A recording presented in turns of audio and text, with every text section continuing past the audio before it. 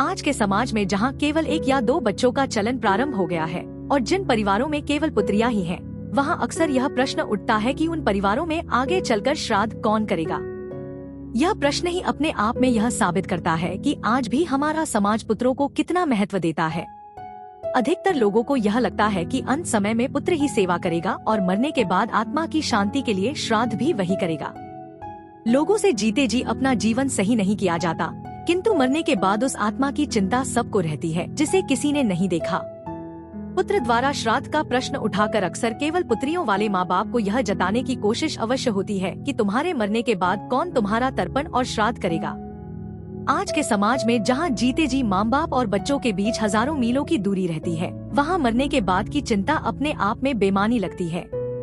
अधिकतर बुजुर्ग हो चुके माँ बाप की कामयाब संतानें दूसरे शहरों या दूसरे देशों में काम कर रहे हैं, इसलिए भोजन देना तो असंभव सा कार्य हो गया है।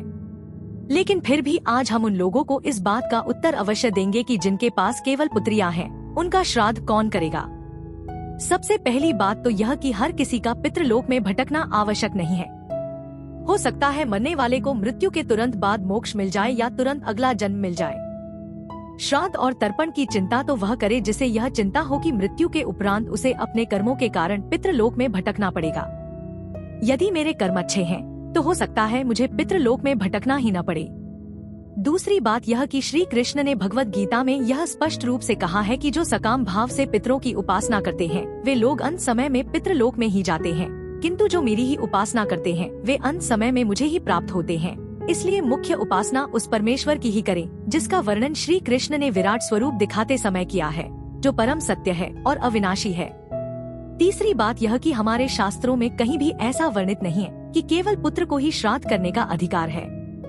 जो भी संतान योग्य है और अपने पूर्वजों की आत्मा की शांति के लिए तर्पण और पिंडदान करने का सामर्थ्य रखती है, वह श्राद्ध कर सकती है।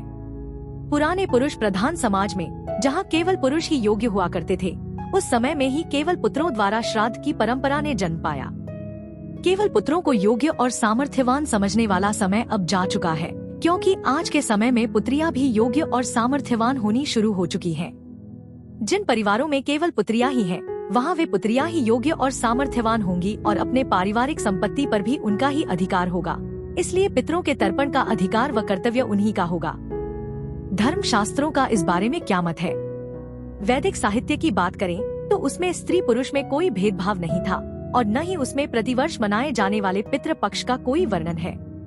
पितृ पक्ष का वर्णन उन शास्त्रों में है जो पौराणिक काल में लिखे गए, जिस समय पुरुष प्रधान और जातिवादी समाज की स्थापना हुई। उस पौराणिक काल में ही रचित गरुड़ पुराण, मनुस्मृति और अन्य धर्मशास्त्रों में भी स्पष्ट रूप से यह नहीं कहा गया है कि केवल पुत्र ही श्राद्ध कर सकते हैं, बल्कि शास्त्रों में यह उल्लेख मिलता है कि अगर पुत्र न हो तो अन्य संबंधी या योग्य व्यक्ति श्राद्ध कर सकता है। इसमें पुत्री, दामाद या अन्य कोई भी व्यक्ति शामिल हो सकता है जो श्रद्धा के साथ यह कर्तव्य निभाने के योग्य हो। आज के समय में जो लोग यह समझते हैं कि केवल पुत्रों को ही श्राद्ध करने का अधिकार होता है, वे केवल पुरुष प्रधान समाज की मानसिकता से ग्रसित हैं, जहां पुत्रों को उत्तराधिकारी माना जाता था और वे ही वंश की जिम्मेदारियों का निर्वहन करते थे। श्राद्ध आत्माओं के लिए होता है और आत्मा का कोई लिंग भी नहीं होता, वह न तो स्त्रीलिंग है और न पुल्लिंग है। पितरों का श्राद्ध करते समय भी बाबा और दादी का भेदभाव नहीं होता, क्योंकि दोनों ही आत्माएं हैं। ठीक इसी प्रकार श्राद्ध करने के लिए भी लिंग भेद उचित नहीं है। एक आत्मिक कार्य के लिए शारीरिक तल से ऊपर उठना ही उचित है। हम सबके अंदर वही आत्मा है जिसे आप स्त्री या पुरुष नहीं कह सकते। अंत में एक ऐसी बात जिस बारे में सबको सोचना चाहिए। हर घर में स्त्रियां ही श्राद्ध का भोजन तैयार करती हैं, सारी पूजा की सामग्री एकत्र करती हैं, किंतु वही स्त्री अपने माता पिता या पितरों के लिए श्राद्ध क्यों नहीं कर सकती? खास तौर पर तब जब वह स्त्री अपने माँ बाप की इकलौती संतान हो या उसे भी अपने माँ बाप की संपत्ति प्राप्त हुई हो, तो उसे श्राद्ध अवश्य करना चाहिए। श्राद्ध में मुख्य तत्व श्रद्धा है और श्रद्धा अक्सर बेटियों में अधिक होती है, इसलिए श्राद्ध करने से बेटियों को वर्जित रखना अपने आप में अन्याय है। श्राद्ध करने का दायित्व संतान का है और संतान शब्द पुत्र व पुत्री दोनों के लिए प्रयोग होता है। अंत में वशिष्ठ धर्मसूत्र के एक श्लोक के साथ इस वीडियो का अंत करते हैं। यथा च श्राद्धं नित्यमेव विधासेत् तदा कन्या पितृदेवता वशीकुर्यात्। अर्थात यदि नियमित रूप से श्राद्ध का अनुष्ठान किया जाता है तो कन्या भी अपने पितृ और देवताओं को प्रसन्न कर सकती है। यह इस बात का संकेत है कि कन्याओं को भी श्राद्ध कर्म में भागीदारी करने का अधिकार है, विशेष रूप से जब पुत्र उपलब्ध नहीं हो।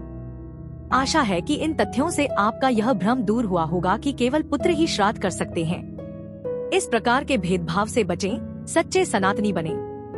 स्त्री को केवल दुर्गा के रूप में पूजने योग्य माता बनाकर न रखें, बल्कि उसे समाज में भी बराबरी का अधिकार दें, तभी हम एक आधुनिक, विचारशील व उन्नत सनातनी समाज का निर्माण कर पाएंगे। धन्यवाद।